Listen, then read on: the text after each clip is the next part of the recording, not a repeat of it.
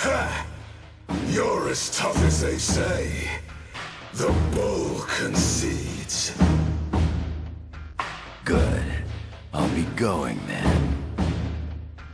With the wind at your back, brother. Brother? Yeah. This fight was your induction ceremony into the Brotherhood.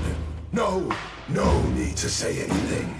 You just think something, and I'll get wind of it. So long, brother. May your horns grow long.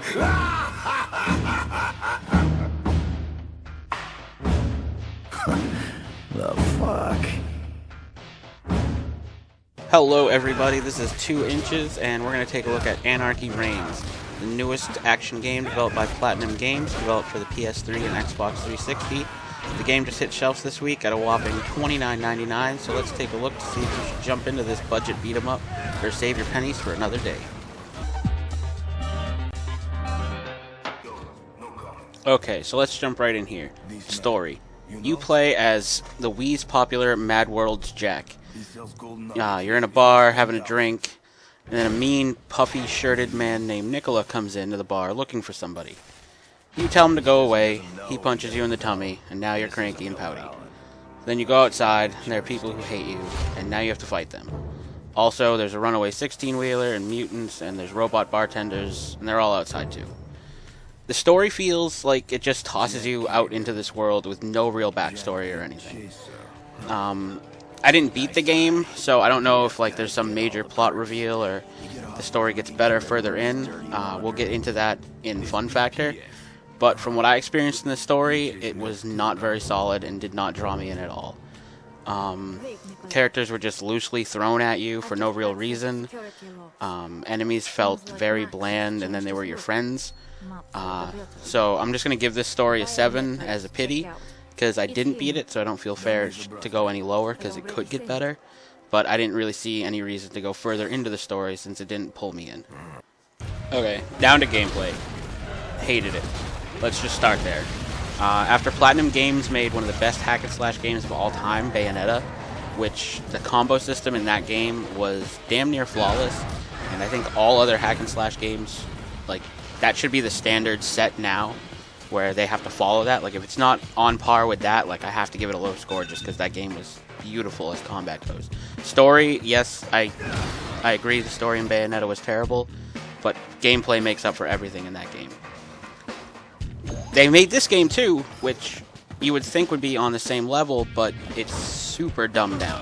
It's just a really boring beat-em-up with below par combat, and it has really bad controls. Hitting square and X on the controller to do your spinning uppercut move that clears it's crowd control, it's so clumsy and it's difficult to pull off at times. Your sprint is super unreliable, and a lot of the times right before you go to punch an enemy, your sprint will kick in and you don't want it to, and it messes up your attack pattern. The core of the game, the main thing that you're going to be doing for the whole game, is super repetitive and bland. You start out in an open world with one mission. You walk up, select that mission, you start it. When it's done, you get a score based off your performance. Then you're put right back into this open world. And if you don't get enough points, you basically have to either grind that mission so you get enough points, or just farm endless waves of random enemies outside of the mission, just around the street. And it just keeps on, they just keep on coming. Also, they throw in random, mutants. Toxic gas will fill the entire zone to where your health just drains. There's runaway trucks, there's vehicles, and other random things to break up the monotony, but it's a really small offering, and it does little to keep you from being bored. You're basically just going to be hitting square, square, triangle, sprint, triangle for most of the time you're playing this game. There is an online mode, and that adds some variety to it. There's a ton of online modes to choose from. I had a very difficult time getting into any online games, and the few I did, I felt like most of the time players were being killed by the environment rather than other players. So maybe the skill's just not there yet. But I'm going to have to give gameplay a 4. Because this was... After the same company that made Bayonetta put this out, it's really, I don't know. I just really couldn't stand it. This bull may be down, but I'm not out. Take it easy, boss. Take it easy. I really kind of think it's time to turn tail. Fight like this and you're as good as dead. Sound. Sounds 50-50 for me. The voice acting, it's pretty bad. It's very cheesy lines, delivered poorly. I wasn't really feeling it. You saw from the intro, like, there's big pauses in between the lines. Like, it's just really awkward. So, like, that part wasn't that great for me. The music and sound effects, on the other hand, were nice. Like, the music kept the pace of the game. Like, it kept you, like, pumped and getting you punching things. And the sound effects weren't bad.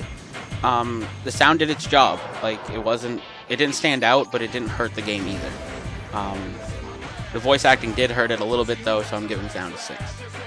Okay, we'll jump right in here. Graphics, short but sweet. They're serviceable at best. They're not terrible, but they're not the sharpest out there. This and sound are the areas that the game does okay at.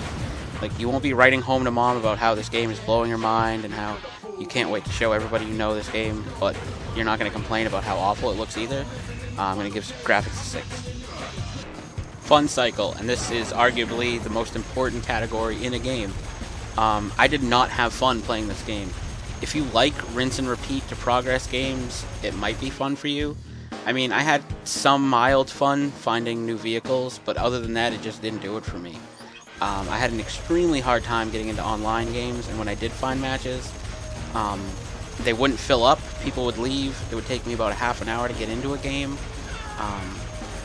Half the time, you get paired up into a 16-man like team game, and you're not filling 16 slots in this game yet. Maybe at some point, when people like master how to play this game and they get better at it, there'll be a successful online community. But with so many titles coming out this year, do you really want to dedicate all this time to like being solid at this title? Like, is this going to be your bread and butter for the year? I feel like that's what it's going to come down to on those servers. Other than that, the single player just didn't do it for me. I could not find a reason to keep going. It was just boring. I'm just going to be honest, it was really boring for me. Score for fun, 4. And that'll leave us with the overall score. My overall score for this game is a 5. It's low, but I feel like the game kind of deserves it. The main message I want to give people is, if you only have $30 to blow on this title, like if you've just got $30 sitting around and you're like, oh, I could get this game because it's $30, you're already halfway there to buying a better game when a better game comes out. So save it.